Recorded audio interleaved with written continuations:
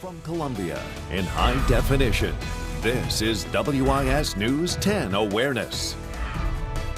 Right now on Awareness, May is National Teen Pregnancy Prevention Month. South Carolina has the 12th highest teen birth rate in the nation. While some lawmakers debate on when and what teens should learn about sex in schools, others say the sooner the better, and school is just one place where the right information needs to be shared. Good morning and thank you for joining us for Awareness. I'm your host, Megan Norman. First, a personal story from a teen mom. Lori Pelzer had 2 children under the age of 2 by the time she was 18. A boy and a girl, 11 months apart, rocked her world. Teen motherhood may have been the norm in her neighborhood, but Lori says she knew that was not supposed to be her normal. Lori has learned to overcome. She became successful in real estate and now owns a personal development company inspiring women to be successful. She has embraced her story and now shares her journey in hopes of helping another young girl choose a different path. Lori, take us back to 27 years ago when you had your first child. Megan, I'm real excited to be here with you because I love sharing this story. I love sharing this story because it empowers so many people, especially young mothers who are and found themselves in the situation I was in. I grew up poor. I grew up in the projects to a single mother. And I always say single mothers do the best they know how. It took me pretty much a lifetime to really grasp that whole understanding because I had such a love and yet such a distaste for my mom and altogether because I felt isolated and abandoned and not cared for, because that's how teen pregnancy a lot of times happen. And in my case, that's what happened. Growing up in the projects, growing up poor with no dad in the home, and it's a real epidemic, the missing father. And that was the equation for me.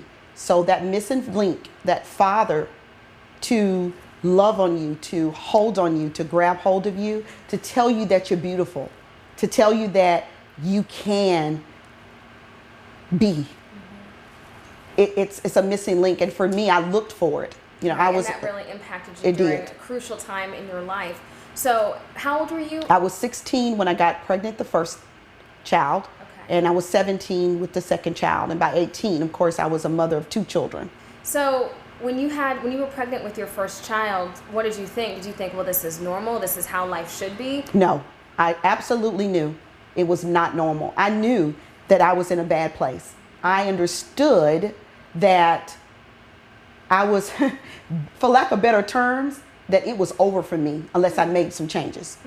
I understood that this was what I saw around me, but this was exactly not what should have been for me. Right, but then you had a second child. I did. It still is that thing. I'm looking for my father's love. It was all about love and never about sex, because there was no promiscuous activity. Matter of fact, I was the one in my group of friends that was less of everything in terms of sexuality, understanding, and all of that. I was just looking for love. And my children's father is older, like 12 years older. So there's another dynamic to this entire, that's correct, that's what he was. And I am and was a smart girl in school. I graduated at the top of my class. I took French for 5 years. You still did AP. all of that Yes. and were successful with That's 2 correct. children by the age That of is 18. correct. That is correct. But it was not without a village of people, and those were educators in school. So I'm big on education. I'm big on kids believing that education is key to success. It kept me. It was the very one thing that I could actually call my own, Megan. Education was key to me getting out of this long journey where I could have had 5 children. So what is your advice to women out there today, to young teenagers, young girls who are struggling? When I hit a stage, because I speak to teens a lot about teen pregnancy prevention, the first thing I say is no more babies. I can say that to her. I've been there. This is not a textbook. This is real life. Because what happens after the baby is rejection. There's no more boyfriends. He does not want you to be his girlfriend. You have babies. You're tainted. So if you don't ever want to feel these emotions, you have to plan for your successful future. It's beautiful. Babies we need them in our life, but there's a time, and then there is a space. Teen pregnancy is not the answer. And we as a community and a culture, we need to help eradicate it. What about the young girls out there who, like you, are just looking for love and maybe do not know another way of getting it? It's time for us as family units to show the love. The love is the answer. You just eradicated teen pregnancy. Love is the answer to teen pregnancy prevention. Love and communication. What about sex education? Did you have it in school? It was in school. Was it enough to deter? It was not enough. Do you think that plus love is the answer? I believe that sex education, every way we can, every method we can use, we should. I believe that sex education, I believe that peer groups, I believe that more conversations among the communities as a whole, the churches. Now, you have a successful story. You got married, 7 years later, approximately? I did. I got married at 26 years old. Okay, but not every teen mom has a quote-unquote successful story. So just briefly tell us about your journey after you got married and then where you are today. Okay. I spent about 5 years in the U.S. Army, and there's where I actually learned a lot about me. I learned that there was nothing impossible. I learned that there was a big world out there, and that this was a thing that happened to me, but it didn't have to happen to me. Meaning there was a chance for me, that I had to first forgive myself for what I didn't know, and I had to forgive others for what I felt they didn't do. That was huge. Right. Then number two, I had to take ownership for me, become responsible for me. Ownership is so important. And so what happens is a lot of teen mothers, fathers, both, find themselves in a situation where they blame everyone for a long time. And they never look within to say, what could I have done different? So I decided I'm gonna take responsibility for this whole teen motherhood. I'm gonna take responsibility for these 2 children that are now mine. I'm gonna take responsibility for my life to be successful. And I did everything to line up to that message. It's a long journey. You're not just a teen mom.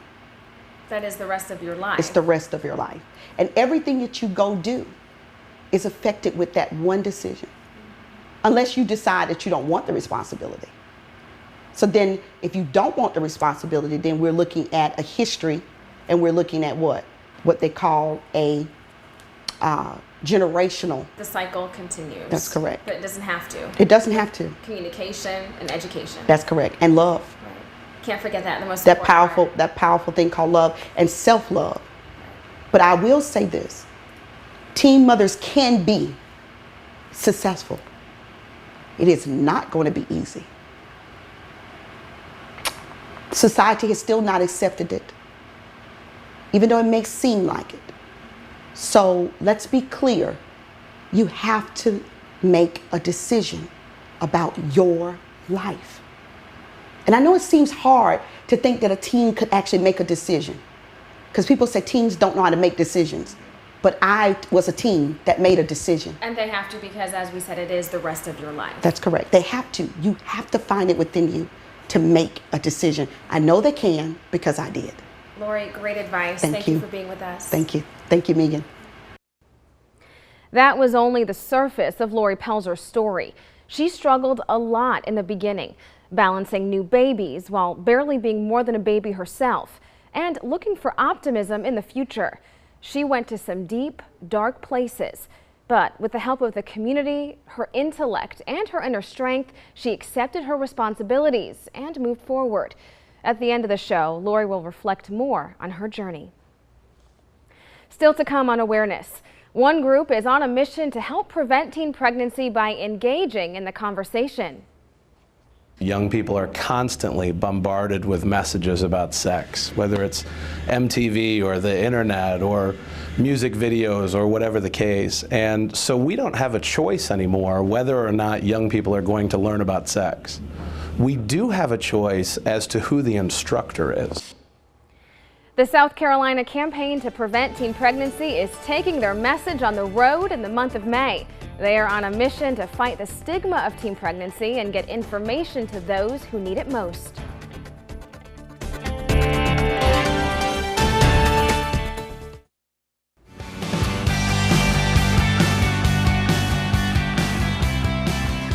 Welcome back to Awareness. Since the early 90s, the teen birth rate in South Carolina has fallen by 54%. Now, that decline should be commended, but it also indicates there is more work to be done. Joining me now is Forrest Alton, the CEO of the South Carolina Campaign to Prevent Teen Pregnancy. Thanks for being with us. Glad to be with you. Thank you. Now, 54%, a great number. It's a huge number, right? I mean, especially in a state like South Carolina that traditionally lags behind on public health indicators and outcomes like this, we've shown on this issue we can make progress, and that's great news. At the same time, and you alluded to this, we have a lot of work left to do. Despite that 54% decline, still 4,700 young women under 20 became mothers in our state just last year. So we must not confuse progress with ultimate success here. Right. Well, before we talk about the work still left to be done, what attributes to that decline? Well, I think there are a couple things all working together. The first is, as a society, we are starting to move along and starting to become a little bit more comfortable talking about this topic. Now, we're still not all the way there, right? But maybe 20 years ago, we thought, if we just don't talk about this, it will go away. We know now that that's not true. And we know, as you heard earlier, young people are bombarded all the time with messages about sex and relationships and love and all these things. It has forced our hand a little bit as caring adults to say, I would rather talk to my child about this or talk to a child in my life about this than have them learn their sex education from MTV. So the societal shift is important. It's also important that we have learned a lot more about what works. So 20 years of progress has led to a pretty robust body of research here. We don't have to make up programs anymore or do what, Aunt Betty told us worked 50 years ago. We now know exactly what works to prevent teen pregnancy, and that specifically is a message to young people that it's in their best interest to not have sex. That's our first and best choice for them always. But if they do, we need to make sure that they have access to contraception. The combination of that message is what's leading to this decrease. Now, you spread your message all year round, but May is a particularly big month for you. You take your message on the road. Right, yeah, May is a special month for us, and we've been busy. We, throughout the month of May, will put our boots on the ground, if you will, in 35 of the 46 counties in South Carolina. We have about 90 events doing lots of media interaction and speaking to Rotary clubs and groups of parents and groups of young people. It's a real opportunity for us to become a little bit more vocal, to let communities know, number one, this is a serious issue and one they should be concerned about, but also number two, that it is an issue we can do something about. And indeed, the last 20 years show us we can make progress on the issue of children having children. Right. Now you go to various counties across the state, and let's talk about some of those numbers in terms of where these counties lie with teen birth rates. I know Fairfield and Clarendon County, those are the highest in the Midlands. Yeah, I mean, we do see some differences. I mean, this is an issue that affects the whole state. It's certainly not uniform across South Carolina. So there are some counties that certainly have higher teen birth rates than others. A lot of times linked to other sorts of indicators, access to healthcare and access to other resources and what other programs and services are available in the community. We get bogged down on this issue a lot in terms of what's being taught in the classroom and what sex ed in schools looks like. This issue is too complicated, though, to think that one solution is making that much of a difference. We have to look at the entire framework of the community and what programs and services are available for young people in order to really get a sense of what's happening. Now, in some of these more rural counties where the teen birth rate is a little bit higher, are there consistent programs in place there? Not always, right? And this is part of the problem, and it's certainly part of our message during May, is that we need to do a better job as caring adults in South Carolina taking care of our young people. And that's certainly parents, but it's also teachers and coaches and faith leaders and guidance counselors, and all of us can play a role as a caring adult in the lives of young people. Right. We need to really step up and do a better job of that. How do we make this conversation more comfortable? What are some of the messages you tell parents for how to start that conversation? Well, I think, first of all, you heard Lori mention some things in her interview. We have inappropriately put the entire focus of this conversation on sex. And as a general rule in society, that creeps us out, right? It's not Right. something we want to talk about all the time. But the conversation about preventing teen pregnancy has to also include opportunity. It has to include education. It has to include, as I said, caring adults. Mm-hmm. It has to really make sure that young people know there's something out there for them that's a better option than Right. becoming a parent. Now, Right. they also need, I don't want to discount this, they also need age-appropriate, medically accurate sex education.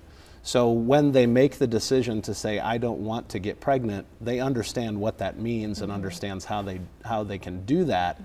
So we have to address their capacity, their knowledge, but we can't forget as adults that we also have to address their motivation, right? We have to provide a reason that young people can look in the mirror and say, not me, Right. I don't want to be a this. teen parent. Right. You mentioned sex education. Do you think where the laws currently stand that it's adequate for our current kids, our current generation? Well, I refer to the law as livable. It was written 27 years ago, Right. so it probably wouldn't hurt to pull it off the shelf and blow the dust off it, right? The world young people are growing up in is significantly different mm-hmm. than the world they were growing up in 1988. And I think our young people deserve an opportunity for legislators to say, yeah, it's time to update this. Let's make sure all the information we're teaching is still medically accurate. Let's make sure schools are held accountable. Let's make sure teachers are well trained. Mm-hmm. Those are the types of things we were attempting to do through legislation. Sadly, the last couple of years it hasn't moved. Now, that's not the end of the conversation.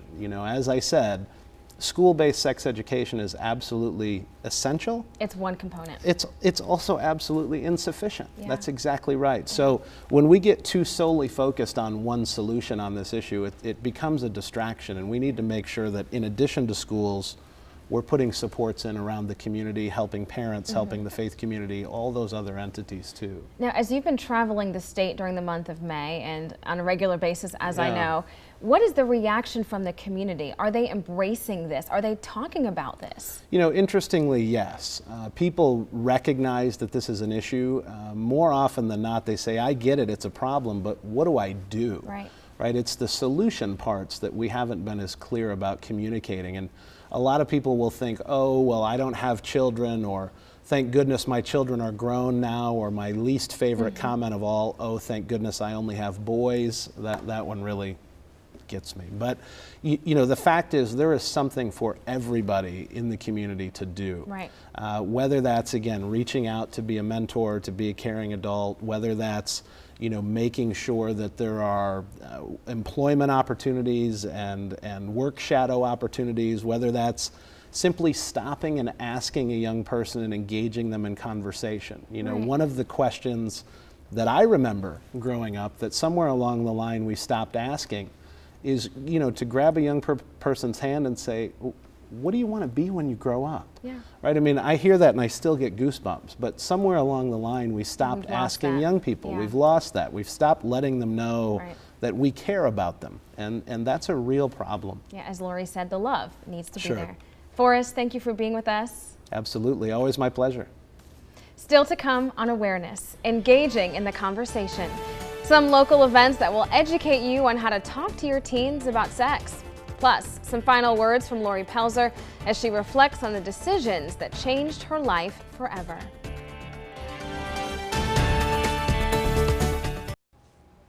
Honoring parents as the most important educators of their teens with Roots and Wings training. Roots and Wings is a 2-hour workshop designed to improve parents' confidence in talking with their children about sex and sexuality. This event is happening on Tuesday morning at 10 o'clock at the SC Campaign headquarters on Elmwood Avenue in Columbia.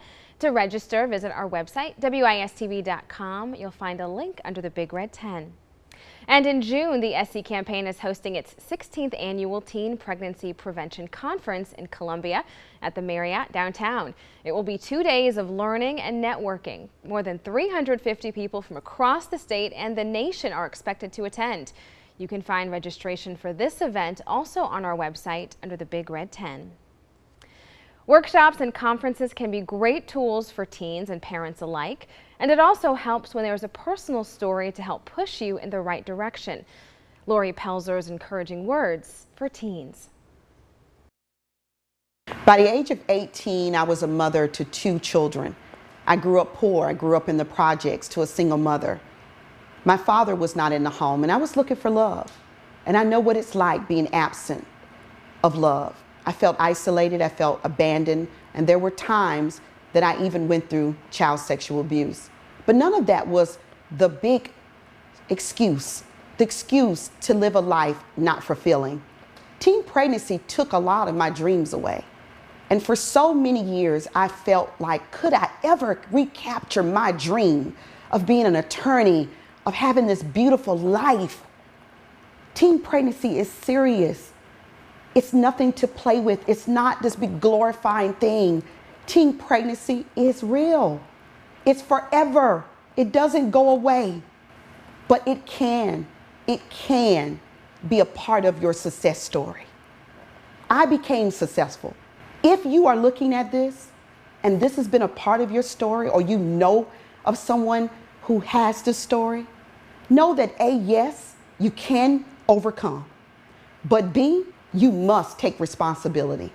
I want you to shine with your light, and I want you to use your voice to be more powerful than teen pregnancy. We'll be right back with a final thought.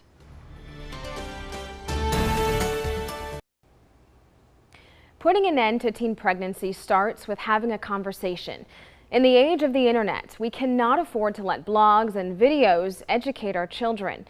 Cyberspace should only serve to complement proper instruction at home and at school.